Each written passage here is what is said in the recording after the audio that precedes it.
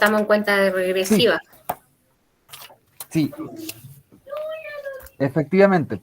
Me imagino que deben estar nerviosas y nerviosos.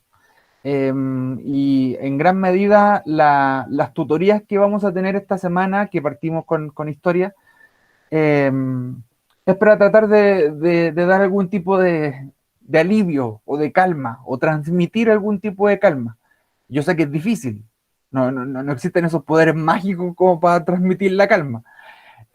Ojalá los tuviera, pero la idea precisamente de estas tutorías es que, bueno, les voy a presentar de hecho el PowerPoint. Es básicamente que podamos seguir consolidando en realidad lo que hemos visto hasta el momento. Hay un tema que obviamente no podemos negar, ¿cierto? Hay temas que todavía no hemos visto nosotros, ¿cierto? Temas que probablemente estén en la prueba el fin de semana en historia y que nosotros todavía no hemos visto en las clases. Temas de economía, temas de geografía, porque obviamente por el tiempo que hemos tenido hasta el momento, todavía no llegamos a eso. Antonia, que es Luisa, ¿cierto? Profesor, ¿y qué pasa con respecto a ese tema que igual a nosotros como, bueno, por lo menos a mí me preocupa, porque lo he escuchado como en varias ocasiones, de que puede que entre materia que nosotros no nos han pasado. Entonces, ¿cómo nos podemos defender nosotros en ese sentido? O sea, no simplemente nos respondemos, ponemos no sabemos, Mira, porque ni siquiera ustedes como profesores saben realmente qué preguntas van a ir dentro del examen, por lo que tengo entendido. Claro, o sea, efectivamente no sabemos específicamente las preguntas. Lo que sí sabemos cuáles son los temas que se van a preguntar, ¿cierto? Entonces, lo que nosotros hemos visto hasta el momento es historia de Chile, ¿cierto? Hasta el momento hemos visto historia de Chile desde pueblos prehispánicos, llegada de los españoles, hasta lo último que estábamos viendo es dictadura militar, siglo XX, reciente. Pero además, dentro del temario de lo que entra en la prueba, eh, también entra economía, cómo funciona la economía chilena, cómo funciona la economía nacional, y también entran algunos elementos también de cómo funciona el sistema político chileno actual. ¿Ya? Esos dos temas, por ejemplo, nosotros todavía no los estudiamos, los vamos a estudiar, pero todavía no los estudiamos, porque es imposible abarcar todo antes de esta primera oportunidad. Acuérdense que son 3 oportunidades, ojalá que les vaya bien, obviamente, en la primera, pero nosotros decidimos partir por historia, porque los otros dos temas, que es, como le decía, economía y política actual, podrían incluso ser respondidos así como con lo que ustedes saben por cultura general, digamos, por lo que ven en la tele, por lo que leen en los diarios, etc. ¿Ya? Entonces, Es como más fácil. Podríamos decir que es como más fácil. ¿Ya? Y en ese sentido, yo les recomiendo que en esos temas, así como ustedes vean, así como que le pregunten sobre, no sé, cuál es la máxima autoridad de una comuna, le va a aparecer alcalde, gobernador, presidente. Por ejemplo, ese tipo de preguntas aparecen y usted ahí, ¿cierto? Pone al alcalde, máxima autoridad comunal. eh, y claro, nos centramos o partimos con esto, con historia, porque a veces son temas que se han visto hace mucho tiempo, que se han olvidado. Entonces fuimos como de lo más lejano a dejando para el final lo que puede ser, como usted dice, ¿cierto? Más fácil, tal vez.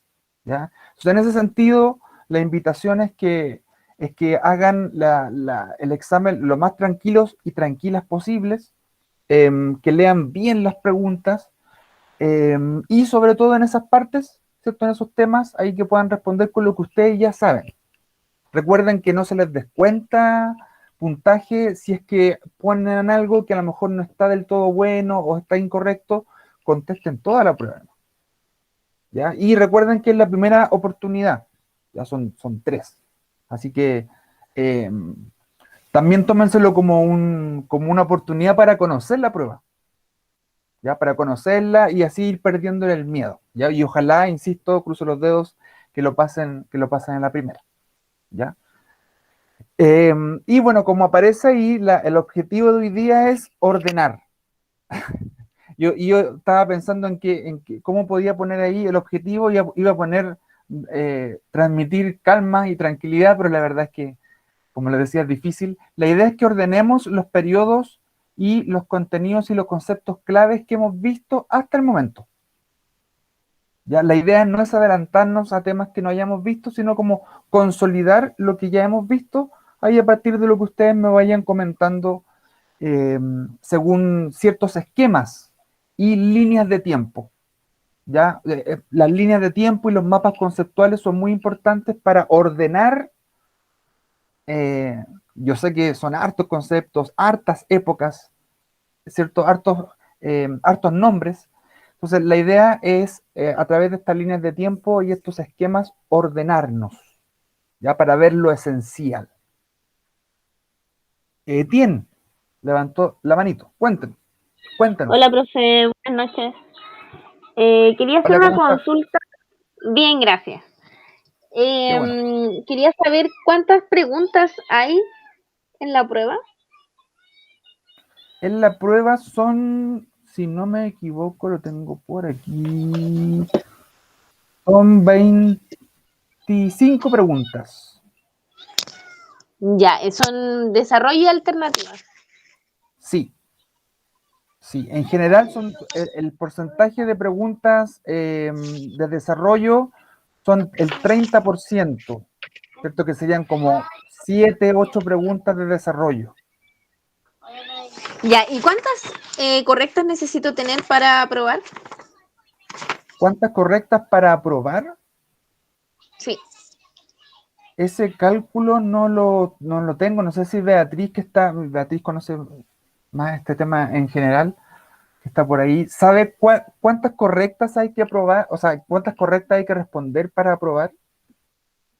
Está por ahí Beatriz.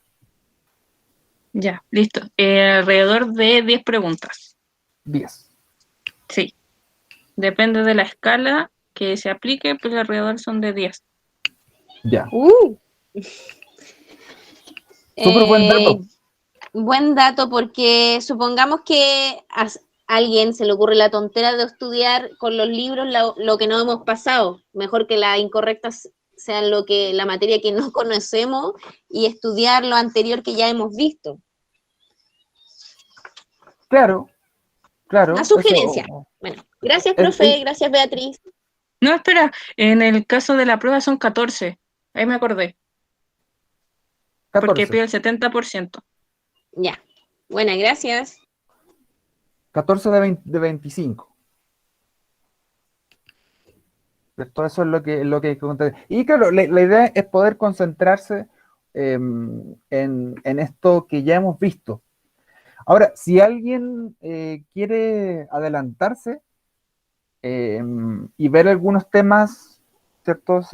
Yo les puedo mandar unos links de unos videos que hice el año pasado sobre temas de economía y de política que pueden entrar en la prueba. También se los puedo enviar.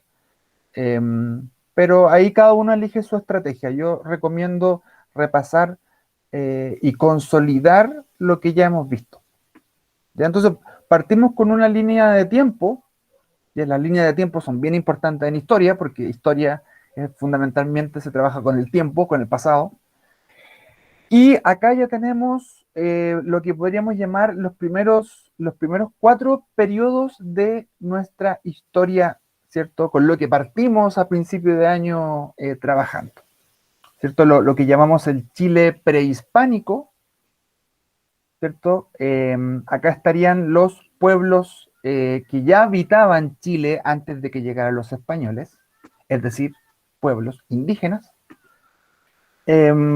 Luego ya viene, ¿cierto? Todo el proceso de descubrimiento, exploración del territorio y por lo tanto la conquista. Entonces recuerden que acá dentro de los elementos más importantes de esta etapa de descubrimiento y conquista, ¿cierto? Bueno, está la llegada de estos personajes, Diego de Almagro y luego Pedro de Valdivia, que se instala, funda Santiago del Nuevo Extremo, o de la Nueva Extremadura, y de ahí comienza una política de fundar y fundar ciudades hacia el sur, de Santiago hacia el sur, ¿cierto? Y ahí se va formando lo que se llama una sociedad colonial, ¿ya? Recuerden, Chile y gran parte de América, ¿cierto? Pasa a ser colonia del Imperio Español, ¿cierto? Es decir, básicamente territorio políticamente dominado por España, ¿ya? Y la población indígena que ya vivía acá va a ser sometida a trabajos forzados y se va a traer mano de obra esclava, fundamentalmente desde África. Otro elemento importante, sobre todo en Chile, en la colonia, ¿cierto? Va a ser la relación entre españoles e indígenas. No sé si recuerdan ustedes que hablamos en algún momento de la frontera. ¿Se acuerdan que hablamos de la frontera colonial? No sé si alguien se acuerda más o menos por dónde va ese concepto. Juan, cuéntenos. Hola, profe, buenas, buenas. Hola, hola, ¿cómo está? Me acuerdo que tenía relación con algo de ¿cómo era la palabra? Comandero, algo por ahí. Ay, Encomenderos. Encomenderos, claro, que ellos tenían la misión de como darle cultura a los indígenas, algo así, Exactamente. que el rey Sí, los mandaba para darle cultura, así como meterle a la religión católica, pero a la vez ellos se aprovechaban de eso, algo así, lo recuerdo re poco. sí, pero lo recuerda súper bien, ¿cierto? El concepto de la encomienda, ya Claro, que los tiene, encomenderos, ahí está la palabra. y los encomenderos, exactamente. ¿Cierto? Ese concepto es clave en la colonia porque tiene que ver con, digamos, con el tipo de contrato laboral que se va a establecer. Eh, los españoles que llegan a Chile y América son encomenderos, ¿cierto? ¿Qué significa eso? Que se le entrega a cada español, se le entrega a un grupo de indígenas, generalmente en Chile a un grupo de mapuches, ya para que le trabajen a ese español. Entonces, el encomendero no es que haya sido dueño de esos indígenas, los indígenas no eran esclavos, técnicamente, legalmente, pero sí estaban obligados a trabajar para este español bajo esta relación laboral que era la encomienda. Y en teoría, como muy bien dice Juan, ¿cierto? El español tenía la obligación de educar y proteger a los indígenas. Había que educarlos, ¿cierto? En la fe católica, evangelizarlos, protegerlos, etcétera. Pero en la práctica eso no ocurría. Y la encomienda se dio como institución, ¿cierto? Se prestó para muchos abusos. Los encomenderos abusaban y sobreexplotaban a la mano de obra indígena, y por eso también se producen hartos levantamientos indígenas, revueltas mapuches, ¿cierto? Contra los encomenderos por los malos tratos. Así que muy bien, ese es un tema importante en la colonia, ¿cierto? La encomienda. Pero después, a medida que va pasando el tiempo, va disminuyendo la cantidad de indígenas en Chile. ¿Y qué tipo de población aumentará, creen ustedes, durante la colonia? Después que pasan los siglos, que llegan más españoles. ¿Españoles y mestizos? Españoles y mestizos, sí, sobre todo mestizos. En la colonia, ¿cierto? Se va a formar lo que se llama una sociedad mestiza, mezcla de indígena y español.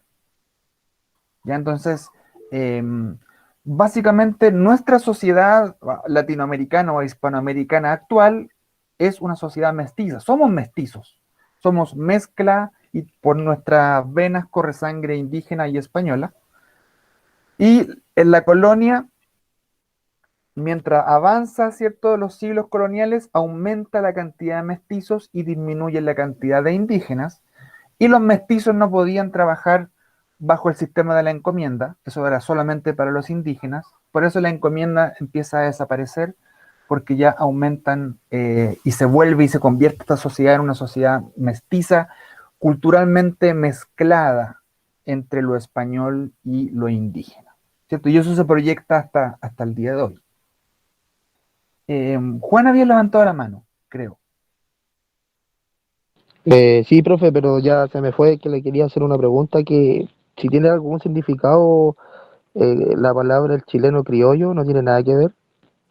Sí, el chileno criollo viene de hecho también es un concepto que surge en la colonia, ¿cierto? El chileno criollo, ¿se acuerdan? Sobre todo en la independencia hablamos de los criollos. No sé si se acuerdan quiénes eran los criollos en esta sociedad colonial. Los mestizos, profe, si no me equivoco. No eran los mestizos, pues los mestizos y criollos eran dos grupos distintos. Por ahí me dicen los que tenían más poder. ¿La burguesía de la época? ¿Cómo? ¿La burguesía de la época? Ya, sí, era como una especie de clase alta, ¿cierto? De los que tenían como más poder, efectivamente. Pero tenían una particularidad. ¿Quiénes eran? Eran los hijos de españoles nacidos en Chile, ¿cierto? Que por lo tanto tenían más poder porque tenían un color de piel más blanco, más clarito. En esta época existía lo que se llamaba pigmentocracia, o sea, a través del color de la piel, mientras más blanquito yo era, estaba más alto en la pirámide social, mientras más oscura mi piel, estaba más abajo dentro de la jerarquía social. Entonces, el criollo no era español, ¿cierto? Su papá y su mamá eran españoles, habían llegado desde España, llegaron a Chile, pero este retoño nació en territorio chileno y por lo tanto ya no era considerado español, sino que un criollo. Entonces estaba el criollo y estaba el mestizo. El mestizo estaba como más abajo en la pirámide social, porque el mestizo por sus sangres corría cierto porcentaje, ¿cierto?, de sangre indígena, y eso lo hacía valer menos, entre comillas, para la sociedad de la época. Claudio, cuéntame. Ahí sí, buenas tardes.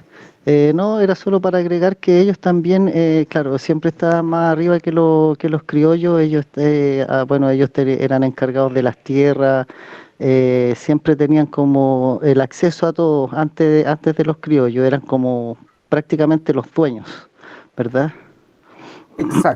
Exacto. Eran uno de los grupos sociales con más poder en Chile, pero Ajá, había un grupo que tenía más poder. claro, exacto. Y el grupo que tenía más poder, adivinen quiénes eran. O recuerden, no sé si se acuerdan, o piensen, ¿quién podía tener más poder en Chile que un criollo? Acuérdense, el criollo, ¿Españoles? exacto, los españoles, ¿cierto? Que en esa época se les llamaba peninsulares. ¿Por qué? Porque venían de la península ibérica, ahí está España y Portugal, en esa península. Entonces, se hacía una diferencia entre el español, que había nacido en España y tenía un acento distinto, y venía a América, y se hacía una diferencia entre el español peninsular y el criollo. Podríamos decir que el español miraba en menos al criollo, porque a pesar de que sus padres eran españoles, había nacido en Chile, o en Argentina, en México. Y ahí se va produciendo como una especie de rivalidad. ¿Por qué? Porque el criollo, nacido en este territorio, ve cómo los más altos cargos en la colonia los tienen los peninsulares, los españoles, que de un día para otro llegan desde España y se quedan con los cargos más altos. Y los criollos, que vivían toda su vida acá, no podían optar a esos cargos más altos por el solo hecho de haber nacido en este territorio. ¿Ya? Y esa precisamente va a ser una de las causas del proceso que viene luego, que es la independencia de Chile. ¿Ya? Acuérdense, independencia de Chile tiene que ver con que estos criollos, patriotas criollos, se separan de España, nos separamos de España, dejamos de ser colonia y comenzamos a construir un país independiente con nuestras propias formas de gobierno, con nuestras propias autoridades, etc. ¿Ya? Pero todo eso, de alguna forma, todo ese proceso viene desde el mundo indígena, la llegada de los españoles, el mestizaje, los criollos, etc. Y eso desemboca en la independencia. ¿Ya? Esto para recordar estos primeros periodos de la historia de Chile. Ya no sé si hay alguna duda que quede por aquí dando vueltas. Son muchos, obviamente, los temas que no podemos tocar. Antes de avanzar, Claudio tiene la manito levantada. No sé si se le quedó la manito levantada o tiene otra duda.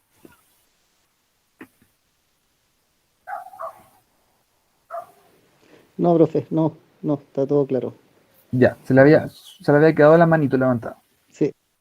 Ya. Y bueno, acá pasamos a la independencia. Recuerden que la independencia, bueno, generalmente se divide en estos, el proceso de independencia se divide en estos tres periodos: Patria Vieja, Reconquista y Patria Nueva. Esto comienza en 1810, ¿cierto? Bueno, acá ustedes ven que hay muchos números, ¿cierto? Muchas fechas. Les recomiendo ahí que no gasten tanto tiempo en aprenderse las fechas de memoria. ¿Ya? Lo importante acá es más comprender el proceso más que aprenderse como las fechas en específico, porque si no se van a confundir y se van a perder. ¿Ya? Pero sí es importante entender que la independencia fue un proceso. O sea, no es que el 18 de septiembre de 1810 Chile haya sido independiente, ese día. No. Entonces, ahí se inicia recién un proceso, una junta de gobierno. Acuérdense que el rey, ¿se acuerdan que le había pasado al rey de España, Fernando VII? ¿Estabas preso en Francia? Exacto. Estaba preso en España porque un francés lo metió preso. ¿Se acuerdan qué francés era? Un emperador francés. Napoleón Bonaparte. Exactamente. Napoleón Bonaparte encarceló al rey de España, Fernando VII, y por lo tanto España se quedó sin rey, y por lo tanto América se quedó sin rey. ¿Y qué es lo que hicieron españoles y americanos? Formaron juntas de gobierno para gobernar mientras no estuviera el rey. Entonces, el 18 de septiembre de 1810 en realidad no es independencia. Ese día, la primera junta de gobierno en Santiago, la gente que está ahí, los criollos, le juran fidelidad al rey. No se habla de independencia el 18 de septiembre de 1810. Pero aparecen ciertos personajes que son más radicales y que quieren y aprovechan esta oportunidad para que Chile sea independiente, como por ejemplo José Miguel Carrera, ya que era un personaje, digamos, radical, pero era parte de una minoría que pensaba que Chile debía ser independiente. Conforme va avanzando el tiempo, esa minoría se va volviendo mayoría. La mayoría de los criollos se vuelve independentista. Llegan tropas desde España para reprimir a los chilenos. Y finalmente en la Patria Nueva, ya con Bernardo Higgins, San Martín, el cruce de los Andes, se libera Chile definitivamente. Ahí está el famoso abrazo de Maipú, ¿cierto? Entre San Martín y O'Higgins, ¿cierto? Que de alguna forma como que marcan que Chile finalmente, por la vía de la guerra, esta es una guerra de independencia, los patriotas le han ganado a los llamados realistas, los que querían que Chile siguiese siendo una colonia, que en general eran españoles. Los criollos en general eran los patriotas que luchaban por la independencia. Entonces aquí en la Patria Nueva tenemos a O'Higgins gobernando, tenemos los símbolos patrios, que son, por acá se crea la bandera que tenemos hoy día, el escudo que tenemos hoy día, y se declara la independencia. En 1818 se declara formalmente: Chile es un país independiente y autónomo de España. Somos libres, entre comillas, somos libres para autogobernarnos.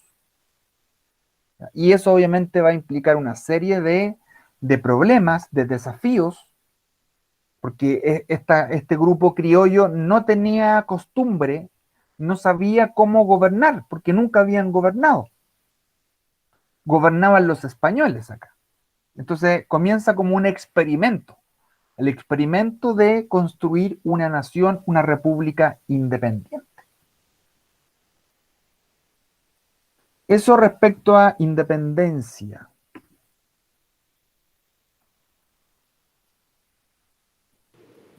Profe, Claudio tiene la manito levantada, cuéntame. sí, algo cortito. Sí. ¿Con qué otra palabra podríamos encontrar? Porque Bernardo Higgins, a él lo encontramos como director supremo, ¿verdad? ¿Con qué otra palabra lo podríamos encontrar? ¿O siempre debería ser esa misma palabra?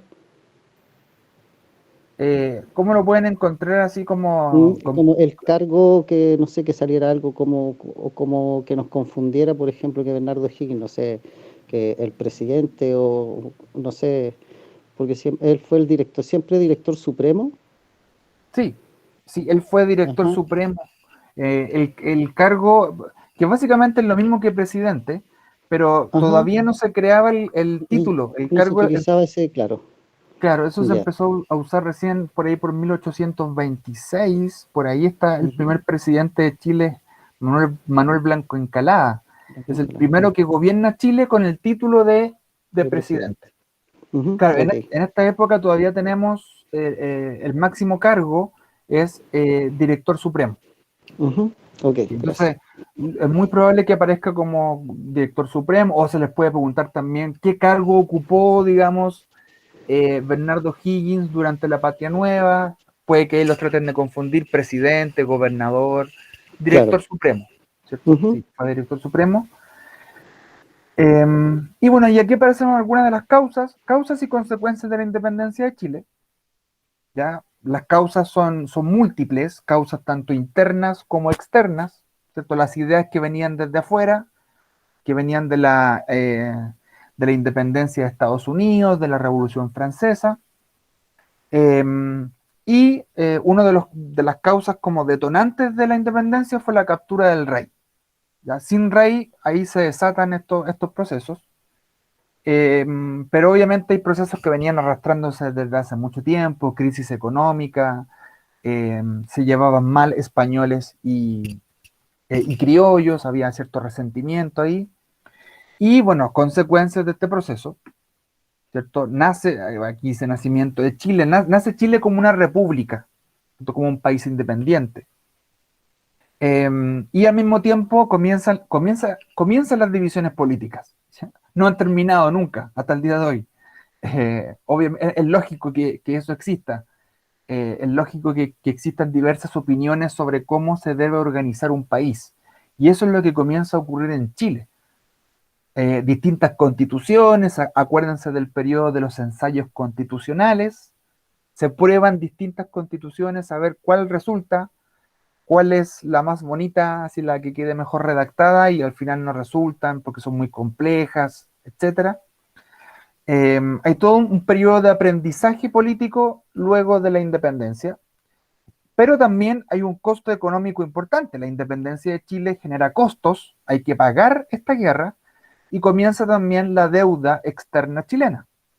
Bernardo Higgins pide plata prestada a Inglaterra para financiar el ejército, para financiar esta guerra de liberación, y comienza Chile a estar endeudado hasta el día de hoy con distintos bancos del mundo. Estamos como en el DICOM mundial, pero eso a todos los países les pasa, no es una cosa eh, extraña, digamos. Y acá tenemos una línea de tiempo de Chile en el siglo XIX, es decir, en el 1800. Ya después de la independencia tenemos este llamado proceso de organización de la República, también llamado ensayos constitucionales. Recuerdan que ahí se promulgaron 3 constituciones distintas, ninguna funcionó. Etienne, cuéntenos, en realidad. Hola, de nuevo. Sí, Moralista, federal y liberal. exactamente, en ese mismo orden. No, moralista, federal y liberal. Sí, Gracias. de nada. Sí, la constitución moralista del 23, acuérdense que era una constitución que básicamente quería como modelar las costumbres de los chilenos, creyendo que con una constitución que dijera los chilenos deben ser buenas personas, por arte de magia, los chilenos íbamos a ser buenas personas. No hay que tener tantas expectativas respecto a lo que puede hacer una constitución por un país, es solo un papel, pero sí obviamente es la base y el marco legal fundamental, pero hay que aterrizarse en ese sentido y obviamente a partir de una constitución no se podía cambiar la realidad. Entonces, la constitución moralista, después tenemos la constitución federal o las leyes federales. Chile trata de ser un país federal como Estados Unidos, donde cada región tenga autonomía política, no resulta. El centralismo santiaguino se impone. Y después tenemos una constitución liberal, pero se acaba porque hay una guerra civil. Acuérdense de los pipiolos y los pelucones. ¿Se acuerdan de los pipiolos y los pelucones?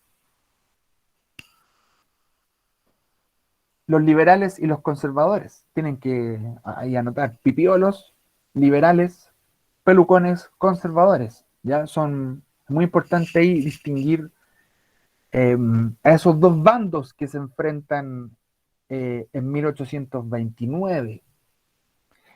Y finalmente, ¿quién gana esa guerra? Los pelucones, los conservadores, y comienza la República Conservadora. Son 30 años de presidentes conservadores.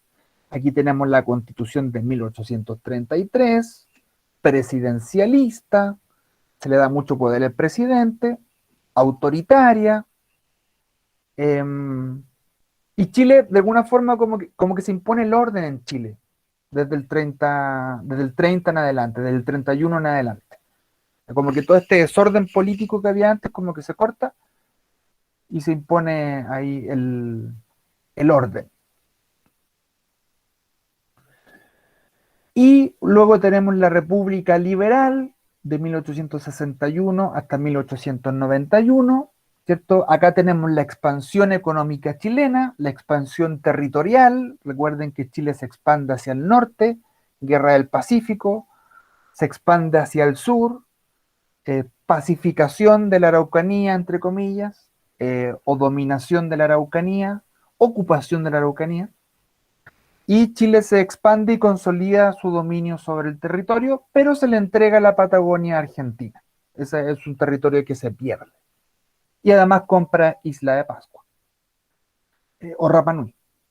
Pero sí, esto es importante porque acá se inicia, ¿cierto?, el ciclo del salitre.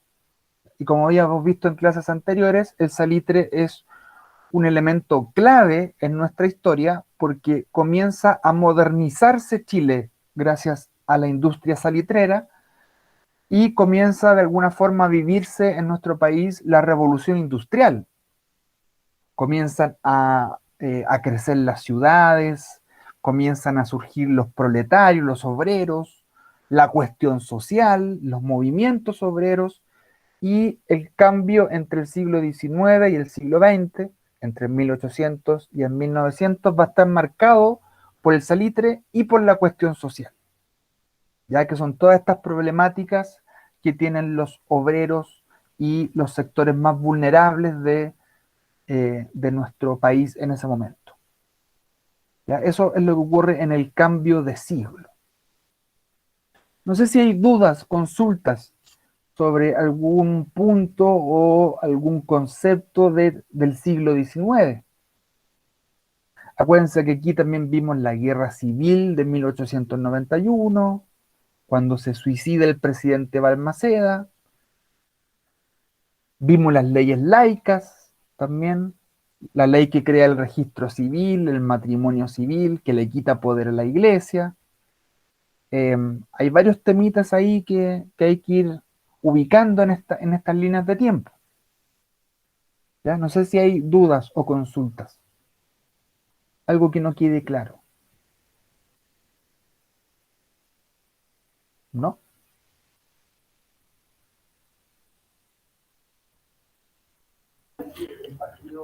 No. Súper. Y aquí pasamos al siglo XX. ¿Ya? Es difícil condensar el siglo XX en una línea de tiempo porque pasan muchas cosas. Pero acá tenemos ciertos fenómenos, ¿cierto? El populismo, recuerden que comenzamos a ver el populismo en el siglo XX, surge la figura de Arturo Alessandri Palma con la Constitución del 25, ¿cierto? Que después de un periodo en donde el Parlamento tuvo harto poder, acá nuevamente el presidente como que dice, aquí mando yo. ¿Ya? Se concentra nuevamente la atención sobre el presidente, en el presidente, ¿cierto? Y comienza una época populista, pero también comienza una época en donde hay un cambio en la estrategia económica de Chile. Acuérdense, crisis de 1929, crisis mundial, crisis económica. Todos los países del mundo, ¿cierto?, se ven afectados. Esto surge en Estados Unidos, pero Chile es uno de los países más afectados del mundo por la crisis del 29. ¿Se acuerdan por qué Chile se ve tan afectado por esta crisis?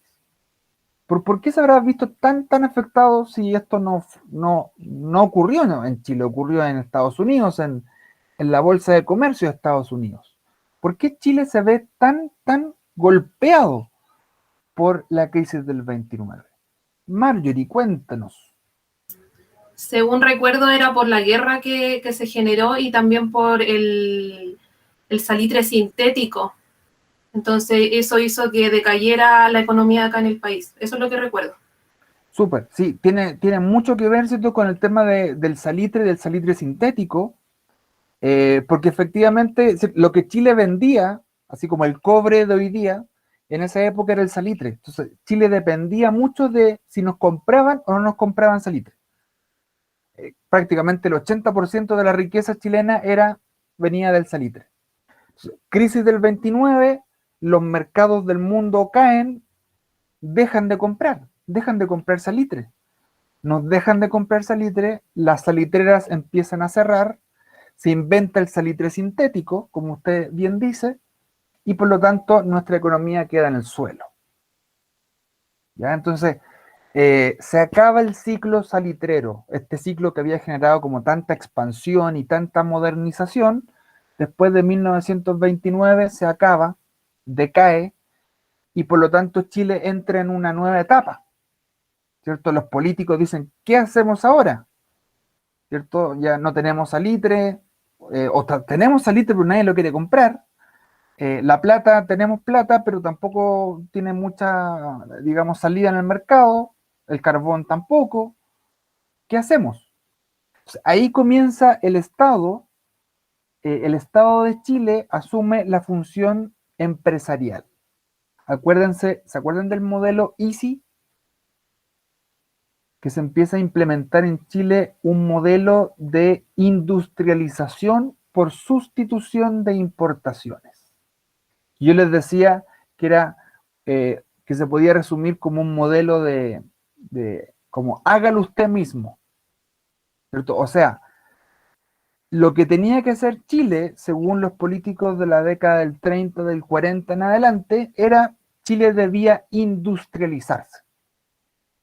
¿Pero por qué? Porque dependemos mucho de los mercados extranjeros, compramos todo de afuera, entonces tenemos que nosotros hacer las cosas que necesitamos, producir maquinaria, producir electricidad, producir energía, producir ropa, calzado, etc. Tenemos que volvernos un país industrializado. Y para eso entonces el Estado comienza a invertir en industrias nacionales, en industrias locales, el modelo EASY, que finalmente fracasa. Ya generó muchas empresas estatales como Endesa, como IANSA, la del azúcar, como la compañía de aceros del Pacífico, CAP, ¿cierto? Se crearon varias empresas energéticas con dinero del Estado, pero finalmente fracasa porque básicamente la plata que se usó para crear esas empresas era plata que Chile pidió prestada. Así que no se pudo romper con la dependencia porque para industrializarnos finalmente le pedimos plata a Estados Unidos y finalmente eso nos pasó la cuenta. Así que este fue un experimento de mediados del siglo XX. Y lo último que estábamos viendo es esta época bastante convulsionada, los años 60 y 70, ¿cierto? Cuando en Chile se instala un lenguaje revolucionario. ¿Ya? En Chile y en el mundo se instala la idea de que es necesario hacer cambios profundos en la política y en la economía para que en el fondo Chile pueda desarrollarse. Eso es lo que siempre se ha buscado, ya que Chile se pegue el salto hacia el mundo desarrollado. La respuesta o la pregunta, digamos, es ¿cómo se hace eso? ¿Qué es lo que hay que hacer? Y en este caso, en el caso del gobierno de Arturo Frei Montalva, de la democracia cristiana, y en el caso de Salvador Allende, de la Unidad Popular, ¿cierto? La fórmula fue una fórmula de hacer transformaciones radicales. Reforma agraria, ¿cierto? Para distribuir la tierra. No se preocupe, Paola. ¿Se entiende? Reformas profundas para redistribuir la riqueza, para disminuir la pobreza, etc. Y sabemos cómo termina eso, ¿cierto? Termina ese esfuerzo revolucionario, termina con el golpe de Estado del 11 de septiembre del 73. Los militares se toman el poder, ¿cierto? Obviamente muy influenciados también por Estados Unidos, que quería evitar que Chile se convirtiera en otra Cuba, en otra revolución cubana. Por lo tanto, acá entonces se acaba, hoy se habla de la interrupción democrática. Ya llevábamos hartas décadas de vida democrática y el 11 de septiembre comienza la dictadura militar. Son prácticamente 17 años de dictadura en donde se hace una refundación de Chile. Una nueva constitución, la constitución del 80, un nuevo modelo económico, el modelo neoliberal o liberal, se privatizan las empresas, se violan los derechos humanos, ¿cierto? De forma sistemática, como lo vimos en la última actividad.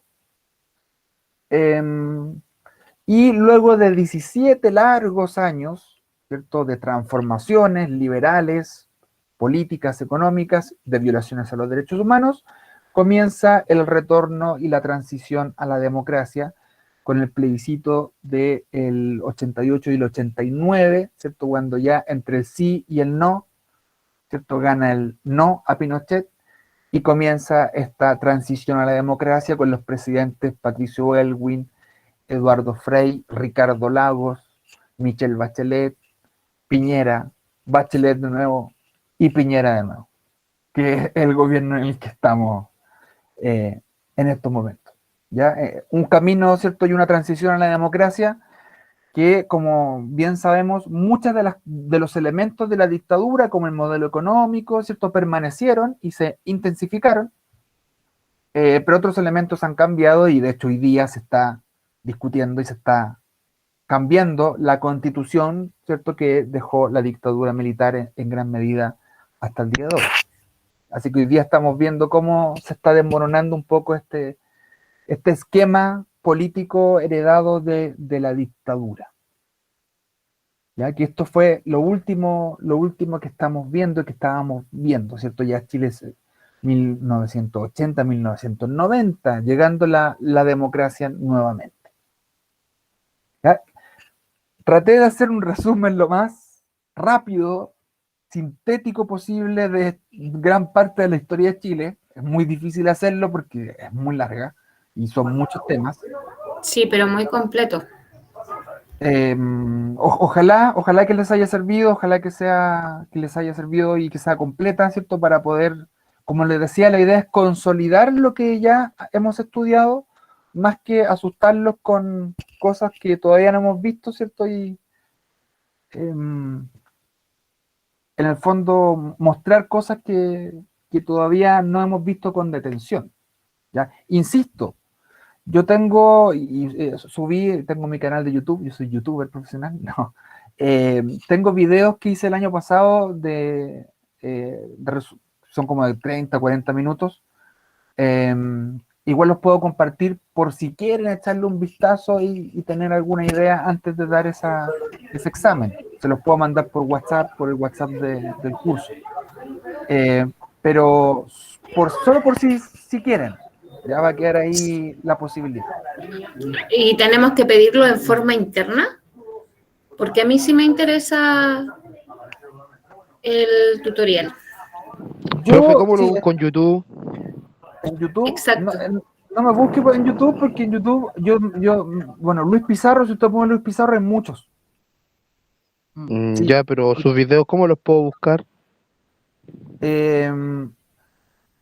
Como me preguntaban ahí, sería bueno que los que quieran me hablan por interno.